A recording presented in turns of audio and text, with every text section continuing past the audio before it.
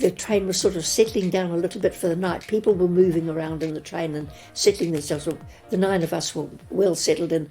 And remember, door was wrenched open at the end of the carriage, and a man came in, and I think he'd had a fair bit of liquid refreshment somehow.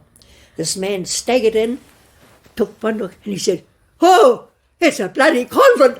Bang went the door, and he was gone.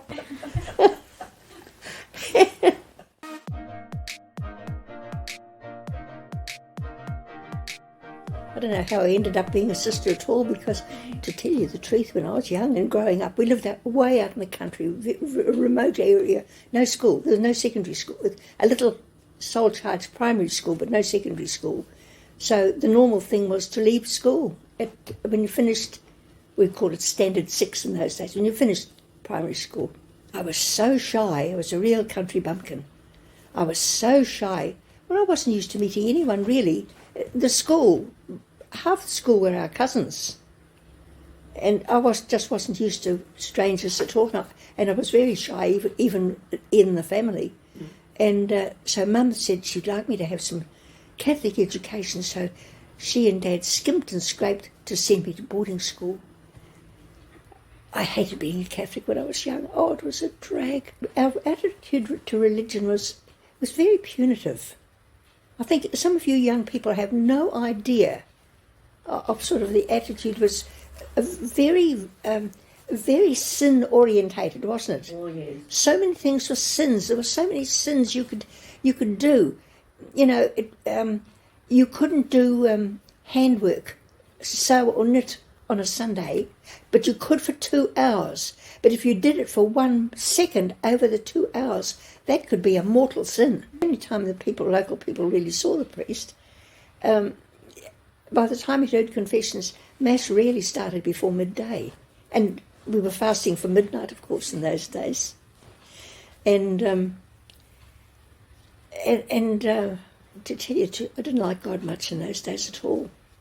But God loved you. Well, I think he might have, you know, but it was very punitive, God. And then I came to this boarding school, and that was a real culture shock, to mix with girls of my own age. And not only that, but they were very nice girls, very kind girls. I've often thought afterwards, you know, teenagers can be so catty. And I was this bumpkin. My clothes, all my clothing and stuff was sort of all homemade stuff. And I was so awkward and so shy. And instead of becoming a figure of fun or something, as so could easily have happened, those girls that I thought of, the senior girls, to me, they seemed to be sophisticated women. They knew so many things I didn't know. They were so used to mixing with people and dealing with in shops. No wonder Mum sent me to boarding school. I was so shy that if a thing wasn't on display in a shop, I couldn't ask for it.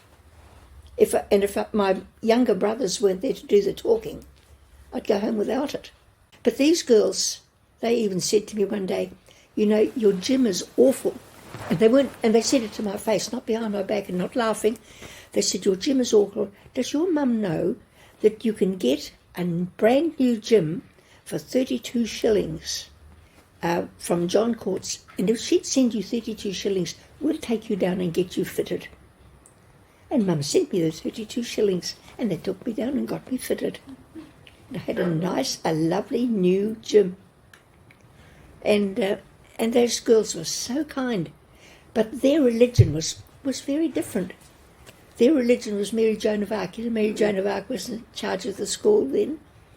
And God was a friend of theirs. He wasn't an old telltale that told your mother that you'd been up to mischief or something like that, and you got punished, and the punishment now was better than what you were going to get when you got to hell. And they didn't talk about hell and things like that. They used to go into the chapel after tea, before recreation. The senior girls always went to the chapel for a visit.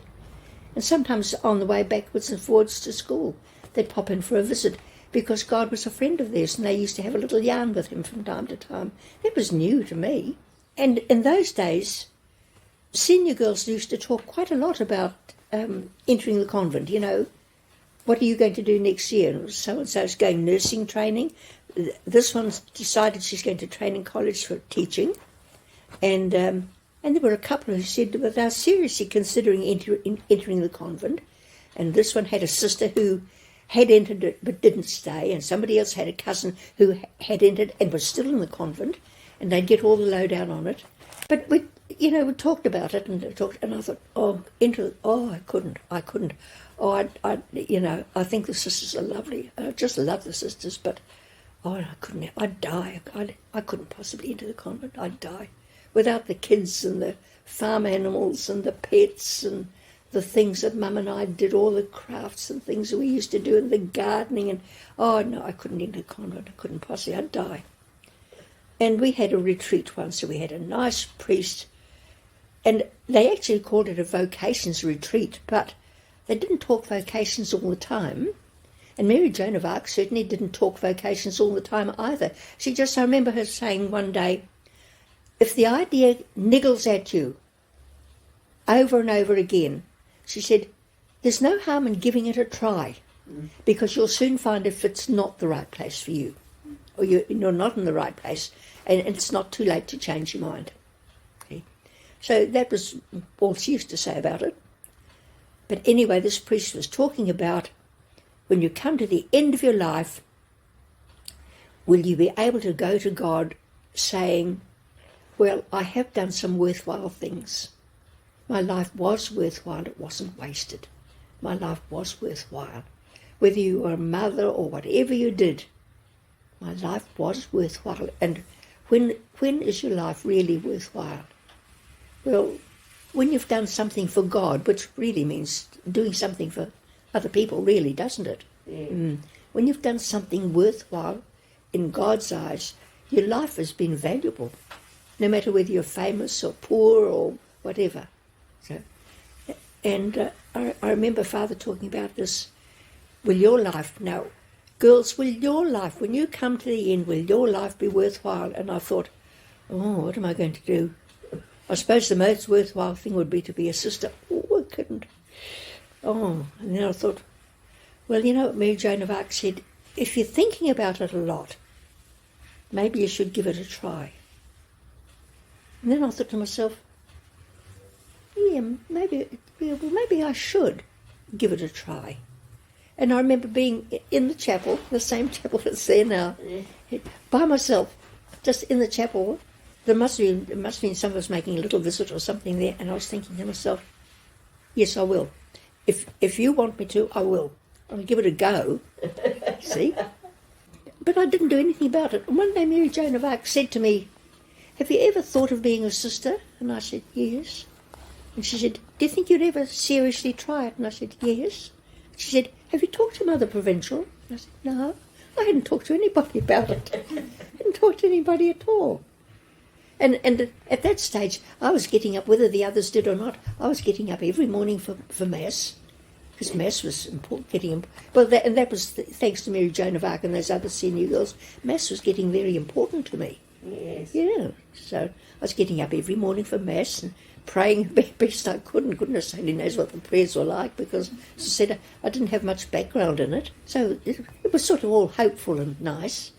And then I thought, well, now, I told Mum I'd like to be a sister, and Mum thought, that was lovely, because for some of those old-fashioned Catholics with an Irish background, to have a sister or a priest in the family, the family's really made it, haven't they? Yeah. If you've got a priest or a sister in the family, you've really made it as Catholics. And I thought Dad won't be so keen, and Dad's not a Catholic at all.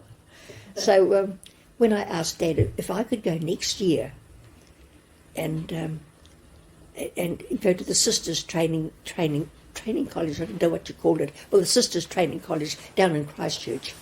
And he said, no way, not till you're 21. Wait till you're 21? I mean, when you're 17, if they say you can't do something till you're 21, that's like waiting till you're dying of old age almost, isn't it? And I argued and I said, but I'd like to go with, I said, there's at least one girl, and there's another one that said she thinks she might but she might be coming. There's several girls around about our age. And Dad said, 21 soon enough. 21 soon enough. You're still very young at 21. I didn't think it was terribly old. But anyway, one day, I don't know whose prayers they were. I don't know whether they were mine or whether they were Mum's prayers or who. But one day, I didn't know, but Dad went to Mum and he said, do you think I should still oppose her going to the convent? Because he said, the more you oppose teenagers, the more pig-headed they can get about things, can't they? And he said, do you think it might be a good idea if we let her go with her friends this coming year and let her get it out of her system? And she'll still be young enough to whatever. She's got a whole life ahead of her. So he and Mum thought maybe it might be a good idea to let me go with my friends. And that was it. Let me go with my friends. So, and I did, and I haven't got out of my system yet. I volunteered for lots of going on foreign missions and things like that, but they never picked me. They always picked someone else.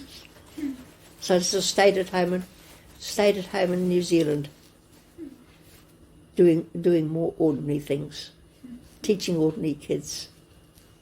Loving ordinary kids. Yes. Loving them. Yeah.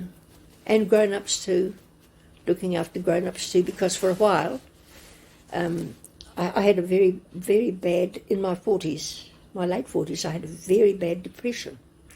And they sent me off down to Christchurch, down to Calvary Hospital, which doesn't exist now.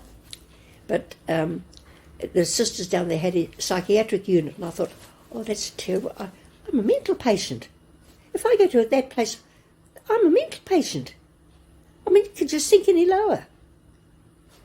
And I made great friends with the sisters down there, and I stayed on for about 10 years, actually running a halfway house for them, looking after mental patients. And I learnt a lot, and made some great friends there. Because you mentioned growing up, you had a different idea of God. Yeah. And now, obviously, been a religious sister for a while. If you had to describe God in a word or a short sentence, how would you describe God now, or your relationship with God? Oh, I've got a prayer that I often read. It's quite a longish one, and I often think it comes across a little bit. It says that you are all love, you are all understanding, and I think that's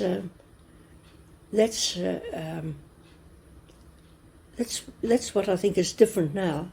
But I remember only comparatively few years ago, I went to make a retreat with the Franciscan Fathers up in Auckland, and at the time, Father Anthony was the one he gave a wonderful retreat. But the thing that hit me about his retreat was, he said, all our lives we've been told, God loves us in spite of our faults. God loves us in spite of our faults. Can we accept that? Yes, we can accept that. We believe that, yes. He said, but there's another way of looking at it. God loves us because of our faults. He said, not because they're faults, but God loves us because our faults are part of our makeup. They're part of our personality. And God has made our personality. And He loves our personality because we're different from anybody else. See? And God knows exactly what our makeup is. And He knows what things are easy for us to do. He knows what things are very hard for us to do. He knows what things are practically impossible for poor old human nature to cope with. And He understands. And He loves us. And Father said, so you could say, God loves us because of our faults, because of the way we're made. And it doesn't matter how we're made, God loves us that way.